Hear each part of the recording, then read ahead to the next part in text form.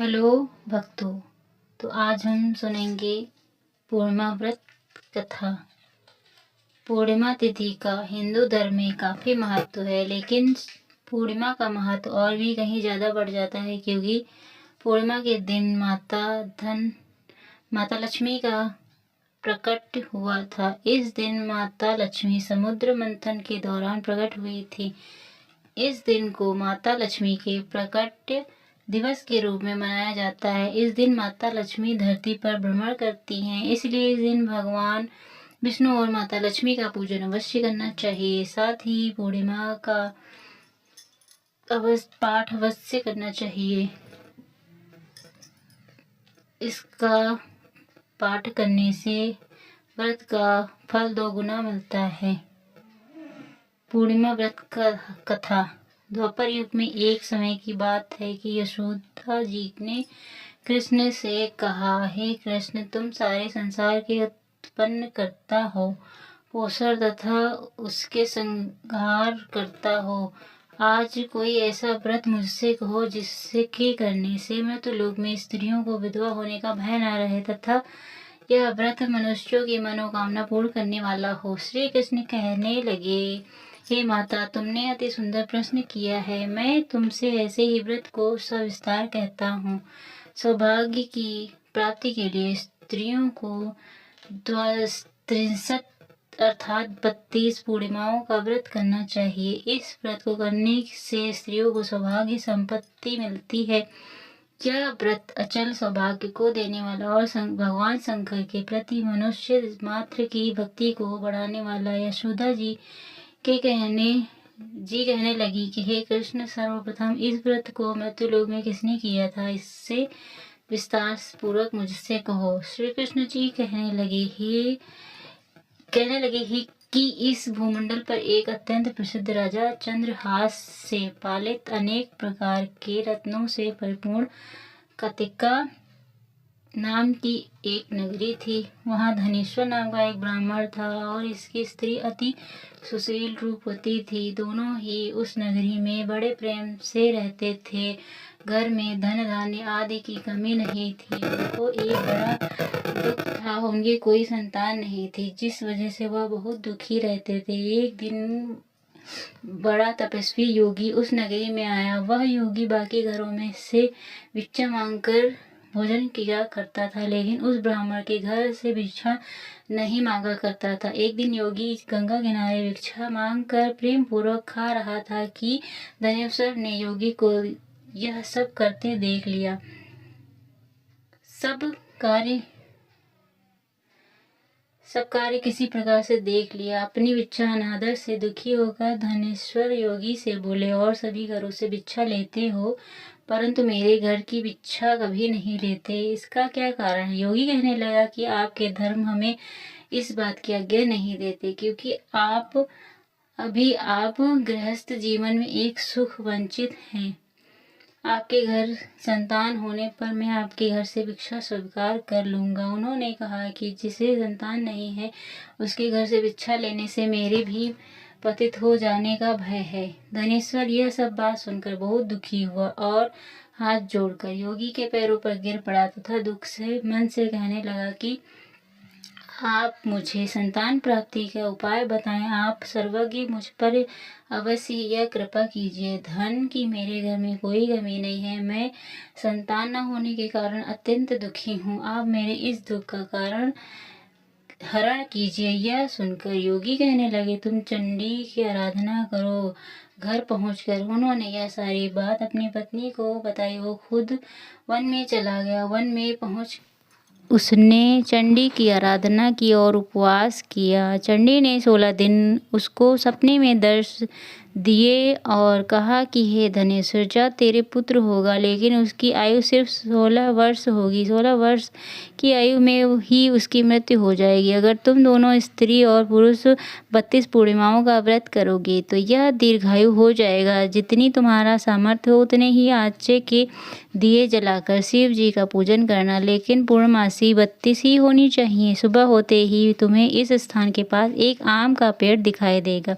उस पर चढ़कर एक फल तोड़कर अपने घर ले जाना और अपनी स्त्री को इस बारे में बताना। सुबह स्नान होने के बाद वह स्वच्छ होकर शंकर जी के ध्यान करके उस फल को खा लेना। तब शंकर भगवान की कृपा से उसको गर्भ हो जाएगा। जब ब्राह्मण सुबह उठा तो उस स्थान पर आम का पेड़ दिखाई दिया और वह उससे फल तोड़ने के लिए चढ़ा, पर पेड़ पर चढ़ नहीं पा रहा था। यह देखकर उसे बड़ी चिंता हुई। उसने भगवान गणेश की उपासना की और कहा, हे दयानिधि, अपने भक्तों को विघ्नों का नाश करके उनके मंगल कार्यों को करने वाले, दुष्ट का नाश करने वाले, रिद्धि सिद्धि देने वाले, आप मुझ पर इतना बल दें कि मैं अपनी मनोकामना पूरी कर सकूं। इसके बाद वह पेड़ से फल तोड़कर अपनी पत्नी के पास पहुंचा। उसकी पत्नी ने अपने पति के अनुसार इस फल को खा लिया और वह गर्भवती हो गई। देवी की कृपा से उसे बहुत सुंदर पुत्र हुआ।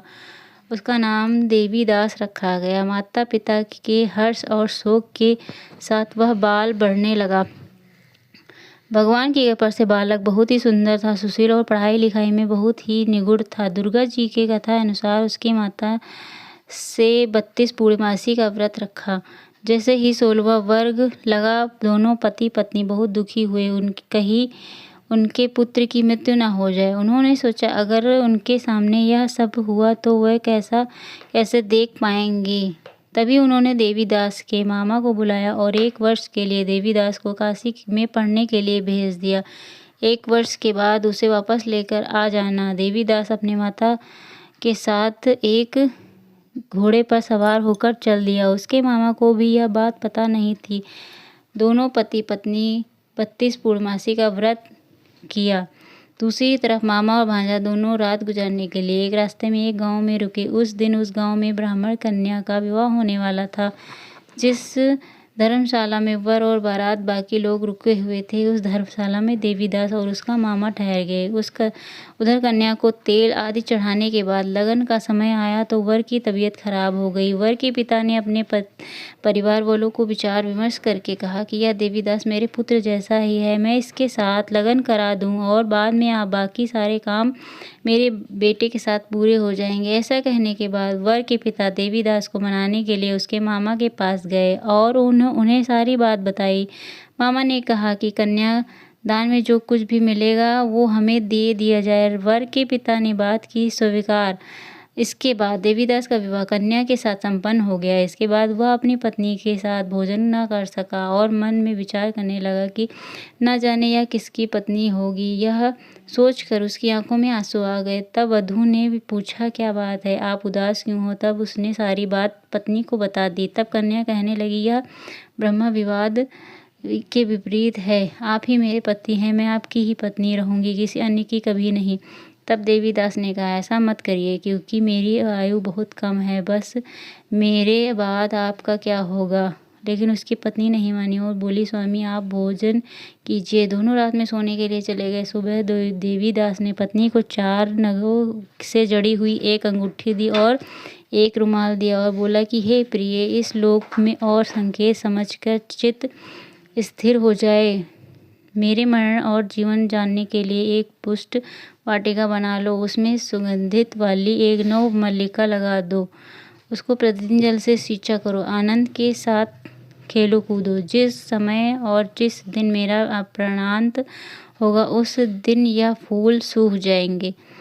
जब यह फिर से हरे हो जाएं तो जान लेना मैं जीवित हूँ। यह समझकर वह वहाँ से चला गया। इसके बाद वह वर बाकी बाराती मंडप में आए तो कन्या ने उसे देखकर कहा, ये मेरा पति नहीं है, मेरे पति वह हैं जिनके साथ में रात में विवाह हुआ है, इसके साथ मेरा विवाह नहीं हुआ। अगर यह वही है तो बताएं, मैंने इसके साथ क्या दिया है। साथ ही कन्या दान के समय आभूषण मिले उन्हें दिखाएं। कन्या की ये सारी बातें सुनकर वह कहने लगा, मैं यह सब नहीं जानता। इसके बाद सारी बारात अपमानित होकर लौट गई। भगवान श्री कृष्ण बोले, हे माता, इस प्रकार देवीदास काशी चला गया। कुछ समय बीत गया तो एक सर्प उसको डसने के लिए वहां आया, लेकिन वह उसको काट नहीं पाया क्योंकि उसकी माता ने पहले ही 32 पूर्णिमा का व्रत कर लिए थे। इसके बाद वह खुद काल वहां पहुंचा। भगवान की कृपा से तभी माता पार्वती और भगवान गणेश आ गए। देवीदास को मूर्छित दशा में देखकर पार्वती भगवान शिव की प्रार्थना की, महाराज इस बालक की माता ने पहले ही 32 पूर्णिमा के व्रत कर लिए हैं, आप इसको प्राण दें। भगवान शिव ने पार्वती के कहने पर उसे प्राण दान दे दिया। उधर इसकी पत्नी उसके काल की प्रतीक्षा कर रही थी। उसकी पत्नी ने जाकर देखा पुष्प और पात्र दोनों ही नहीं हैं। उसको बहुत आश्चर्य हुआ और जब उसने देखा कि पुष्प वाटिका फिर से हरी हो गई तो वह समझ गई कि उसका पति जिंदा हो गया है। इसके बाद वह बहुत ही प्रसन्न होकर अपने पिता से कहने लगी, मेरे पति जीवित हैं, उनको ढूंढिए। जब 16 वर्ष व्यतीत हो गया तो देवीदास अपने मामा के साथ काशी चल दिया। इधर उसकी पत्नी परिवार वाले उन्हें ढूंढने के लिए जा ही रहे थे कि उन्होंने देखा देवीदास और उसका मामा उधर ही आ रहे हैं। उसको देखकर उन्होंने उसके ससुर प्रसन्न हुए और उसे अपने घर ले गए। वहाँ सारा इकट्ठा हो गया और कन्या ने भी उसे पहचान लिया। देवीदास ने इसके बाद अपनी पत्नी और मामा को लेकर वहाँ से चला गया। उसके ससुर ने उसे बहुत धन दहेज दिया। जब वह अपने घर की तरफ चला तो उसके मामा पिता को लोगों ने खबर दी कि तुम्हारा पुत्र देवीदास अपनी पत्नी और मामा के साथ आ रहा है। ऐसा समाचार सुनकर पहले तो उन्हें विश्वास नहीं हुआ, लेकिन जब देवीदास आया उसने अपने माता पिता के पैर छुए तो देवीदास के माता पिता ने उनका माथा चूमा और दोनों को अपने सीने से लगा लिया। दोनों के आने की खुशी में धनेश्वर ने बहुत सारा दान दक्षिणा ब्राह्मणों को दिया। श्री कृष्ण जी कहने लगे कि इस तरह धनेश्वर को 32 पूर्णिमाओं को व्रत के प्रभाव से संतान प्राप्ति हुई। जो स्त्री इस व्रत को करती है वह जन्म जन्मांतरों तक वैभव का दुख नहीं भोगती और सदैव सौभाग्यवती रहती है। यह मेरा वचन है। यह व्रत संतान देने वाला है और सभी मनोकामनाओं को पूर्ण करने वाला है। अगर आपको ये कहानी अच्छी लगी तो मेरे चैनल को लाइक शेयर सब्सक्राइब जरूर करिएगा। धन्यवाद।